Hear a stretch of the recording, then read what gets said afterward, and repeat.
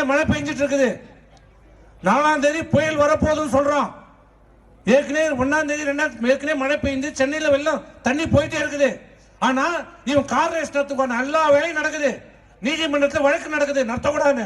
ஆனால் நடத்துவேன்னு சொல்லி சென்னையில் இருக்கிற அத்தனை பெரிய வழக்கறிஞர்களும் அரசாங்கத்துக்கு சார்பாக நடத்துறோம். நாங்கள் நடத்துறோம், மக்களுக்கு தெரியணும், அப்பதான் இது மக்களுக்கு பார்ப்பாங்க.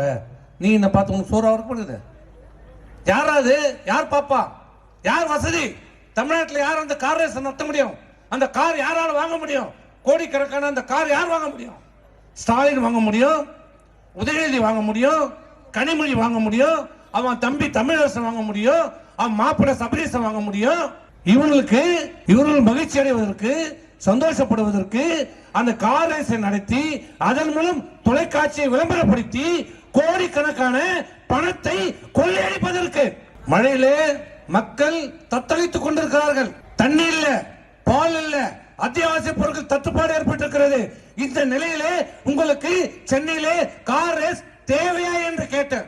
நான் சொல்றேன், அவ்வளவு வீரப்பா இருந்த இப்ப நத்தன், நீ மட்டும் ஆம்பளை அந்த இப்ப நடத்தி பாரு, தொட்ட பக்கத்தில் அடிப்பான் போன சென்னையில. இந்த அரசுக்கு ஸ்டாலினுக்கு நேரடியாக கேள்வி கேட்கிறேன். தைரியம் இருந்தால், தெம்பு இருந்தால், திறன் இருந்தால் இந்த 22 நபர் இந்த கார் ரேஸை நீ சென்னையில நடத்தி பார். 100 வருஷத்துக்கு நீ ஜெயிக்க முடியாது.